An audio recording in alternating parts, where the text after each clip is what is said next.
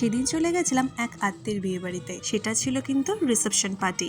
আর রিসেপশনের পার্টিতে কিন্তু আমি, সুমন, মা, বাবা, আমার সব মাসিরা সবাই এসেছিলাম। সারাদিন ব্যস্ততার কারণে আমরা তো এসে পৌঁছেছি একদম রাত 10টার সময়।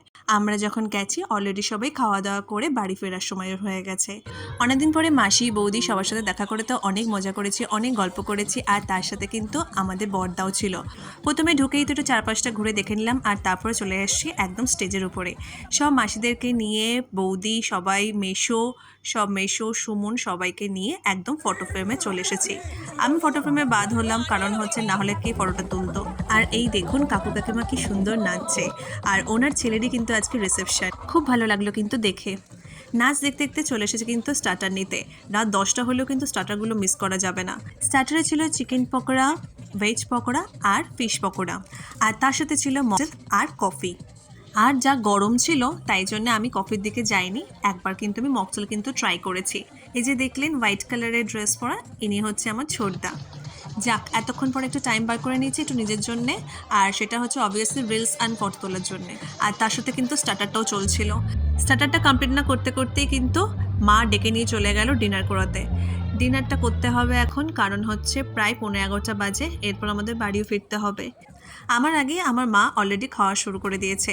আর মায়ের থেকে কিন্তু একটু ভাগ তো আমি বসাবোই, তাই জন্য এখানে ওয়েট করছিলাম কখন মা খাবে, তারপর আমি খাবো। তারপরে আমি আমার নিয়ে নিয়েছি স্যালাড, তারপরে নান, চানা ছিল, তারপরে এখানে ছিল বাটার ফিশ ফ্রাই ছিল আর কাসুন্দি। নান আর চানাটা কিন্তু আমি স্কিপ করে গেছিলাম, কারণ এত রাত্রেবেলা এত কিছু খাওয়া যাবে না একসাথে, তাই জন্য একটু দেখিয়ে দিলাম আপনাদের। আর আমি কিন্তু বাটার ফ্রাইটা দুটো খেয়েছি, আমার খুবই ভালো লেগেছে। তারপর ফ্রাইড রাইস নিয়ে নিয়েছি। আর একদম মেন মেনুতে চলে এসেছি মাটন কষাতে। ভেজেরও অনেক আইটেম ছিল, আর তার সাথে ছিল কিন্তু চিংড়ি মাছের মালাইকারি। চিংড়ি মাছটাও আমি কিন্তু স্কিপ করেছি, কারণ পেটটা অতটা ভালো না, তাই জন্যে পেটের দিকটাও খেয়াল রাখতে হবে, সবসময় খেলে কি হবে। তারপর ডেজার্ট সেকশনে গিয়ে সন্দেশ, চাটনি, পাঁপড়, রসগোল্লা আর একটা ছোট জলের বোতলও নিয়ে নিয়েছি। রসগোল্লাটা ভালো করে খেতে হবে না, তাই জন্য। এত গরম যে খেতে খেতেও ঘাম ঝরছে। দেখুন আমার মুখ চোখের অবস্থা দেখলে আপনারা বুঝবেন কতটা ঘামছিলাম আমি। আর হাতে হচ্ছে আইসক্রিম। আর এই যে আমার আইসক্রিম প্রেমী মা। বিয়েবাড়িতে আর কিছু খাক কি না খাক, আইসক্রিমটা মা খাবেই। সবার খাওয়া অলমোস্ট কমপ্লিট, এবার আমরা বাড়ি ফিরবো। আর বিয়েবাড়িতে এত কিছু করলাম, আর একটা ফটো তুলবো না? সবার সাথে একবার করে ফটো তুলে নিলাম। এখন আসি, টাটা।